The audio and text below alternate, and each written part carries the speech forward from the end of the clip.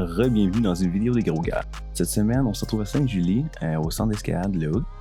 Un autre magnifique centre que moi et Marie, on adore, avec des propriétaires en or. Donc, pour vrai, je suggère fortement d'aller faire un petit tour si vous êtes intéressé. Donc, sans plus tarder, aujourd'hui, je vous apporte dans une petite aventure où moi et Marie, on travaille un projet ensemble. Vous allez voir, c'est super intéressant de voir deux personnes de taille très différentes. Moi, je suis 5 et 10, Marie, 5 et 2.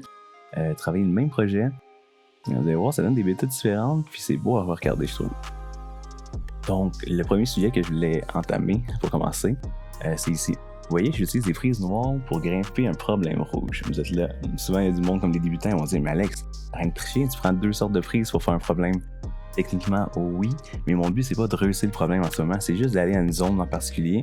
Comme là, j'ai tombé à l'essai d'avant, puis comprendre pourquoi j'ai tombé. Si vous commencez toujours du début dans votre projet, vous allez toujours perdre beaucoup d'énergie, puis beaucoup de peau aussi. N'oubliez pas que la peau, c'est une ressource super importante en tant que grimpeur. Donc, pour qu'est-ce qu'il y a bêta, vous allez voir Marie utiliser un chemin complètement différent de moi.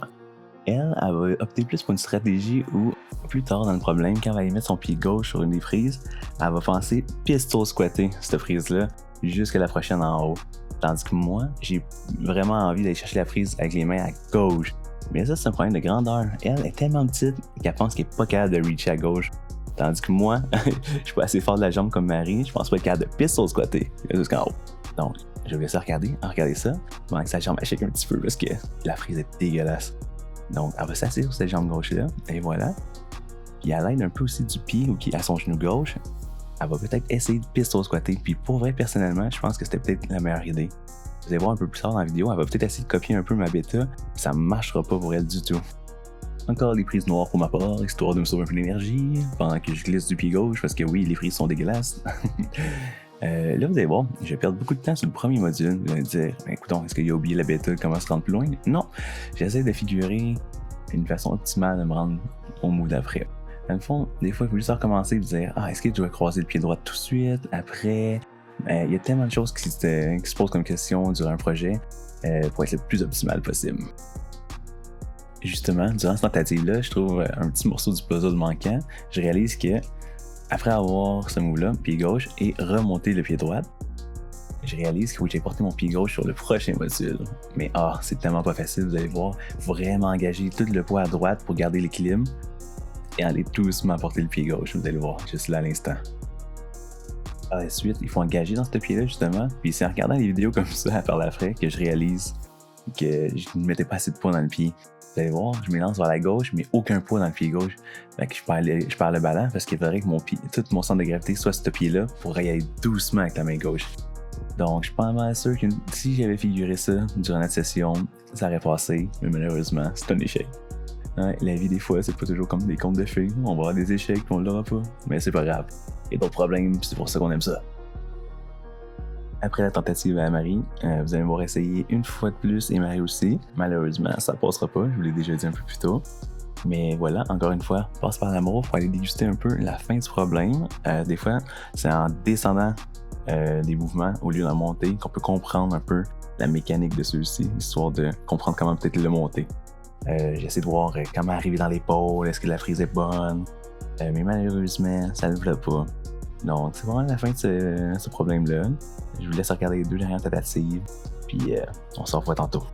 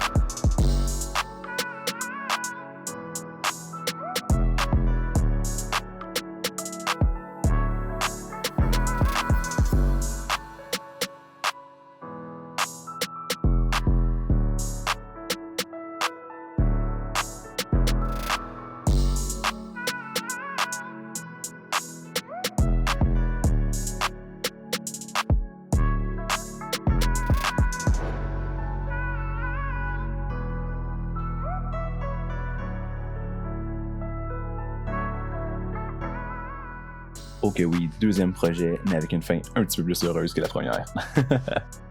Donc, première tentative avec un beau jump. Wow, ça j'aime ça. Ensuite, vous allez voir, il y a un petit secret. Cette prise-là est dégueulasse à droite, mais il y a un petit ledge où on peut crimper un peu. Ensuite, on commit dans le talon, super important. Le talon, vraiment, vraiment important pour garder les hanches collées. Et là, je fais une petite erreur, mais on va en parler un petit peu plus tard dans la vidéo.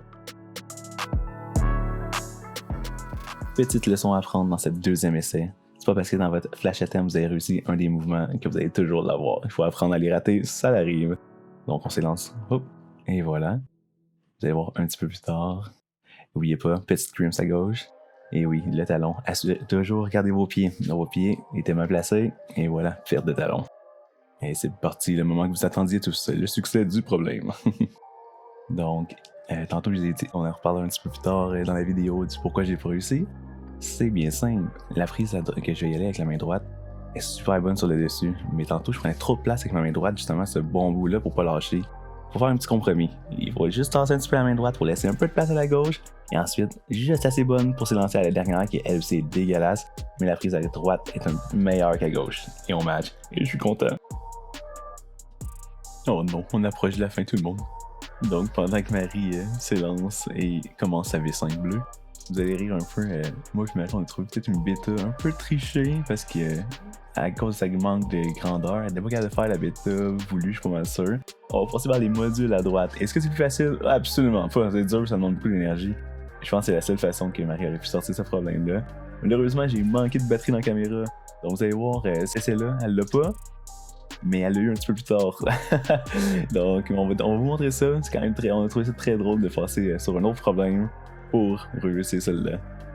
Donc, pendant que Marie effectue le combat de sa vie pour réussir le problème, je vais juste prendre quelques secondes pour vous dire un gros merci pour les feedbacks des récentes vidéos. Surtout la dernière, je pense que vous l'avez adoré. Moi aussi, j'ai adoré vous la faire. Donc, merci infiniment. N'oubliez pas, subscribez, likez la vidéo, ça aide le channel tellement. Et gênez-vous pas de me suivre sur Facebook, sur Instagram. Vous allez voir, je fais souvent des vidéos durant la semaine de certains problèmes que j'ai adorés. Donc sur ce, on va regarder Marie essayer de matcher la dernière prise dans pas bien long. Puis je vous dis à la prochaine, on se revoit la semaine prochaine pour une nouvelle vidéo des gros gars.